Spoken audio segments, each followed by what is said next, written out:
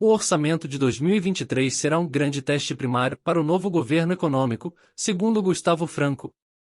A avaliação foi feita por Gustavo Franco, ex-presidente do Banco Central e sócio fundador da Rio Bravo Investimentos.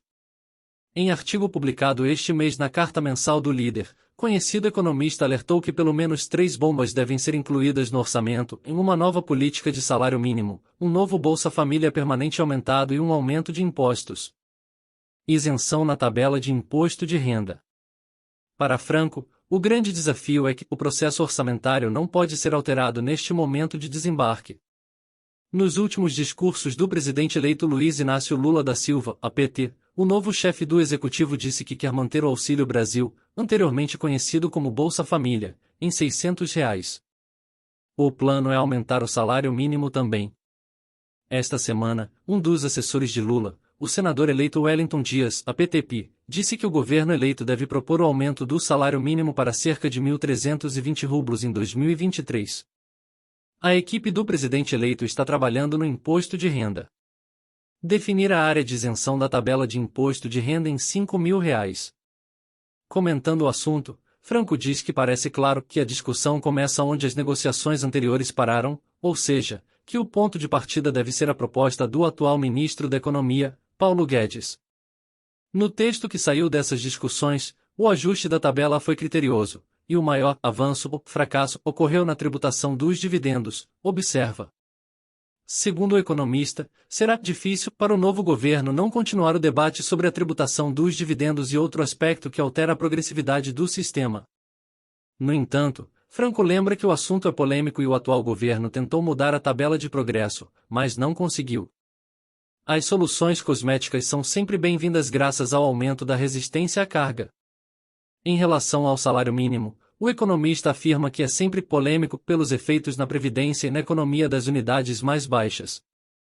O ex-presidente lembra que foi não crescimento real, acima da inflação, nos últimos anos. Ele lembra que, de acordo com a regra estabelecida nas leis do salário mínimo, a revisão é feita com 2 componentes, a oscilação do Índice Nacional de Preços ao Consumidor, a INPC, nos últimos 12 meses e o aumento do Índice de Produtividade, que seria dado pelo crescimento real do Produto Interno Bruto, a PIB, do ano anterior ao período de ajuste.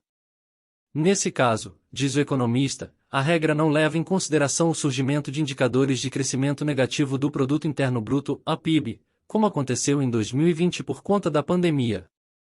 Não é desarrazoado pensar que o salário mínimo não aumentou em termos reais nos últimos anos porque a produtividade não aumentou, diz Franco.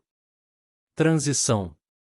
O economista considera que a informação positiva mais importante sobre a mudança de governo liderada por Geraldo Alckmin, a PSB, que foi eleito vice-presidente, é que nada vai mudar no Banco Central temporariamente após a aprovação.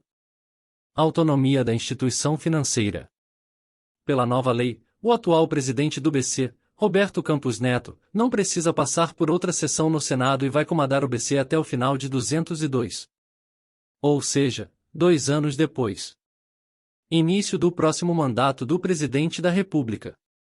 Ao longo do tempo, a convivência dos dirigentes do BC e dos novos ocupantes do Ministério da Economia ou dos ministérios que o sucedem deve ser monitorada, estimou o ex-presidente do BC.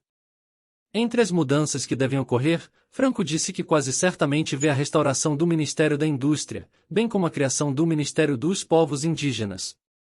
Outra mudança deve dizer respeito ao Ministério da Economia, que hoje reúne 5 secretarias desde o último presidente de Lula, além do Trabalho e Previdência Social, a Secretaria de Economia, Planejamento, Indústria e Comércio, diz o economista.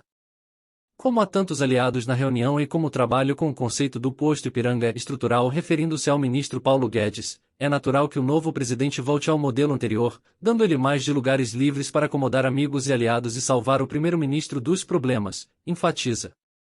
Por outro lado, Franco alerta que há grande dúvida sobre o futuro papel do Banco Nacional de Desenvolvimento, a BNDES. Estão falando de artigos estendidos, mas a nova fórmula do TLP, antiga TJLP, reduziu drasticamente os subsídios no financiamento da instituição, estimou. É difícil para um banco voltar aos papéis antigos, conclui.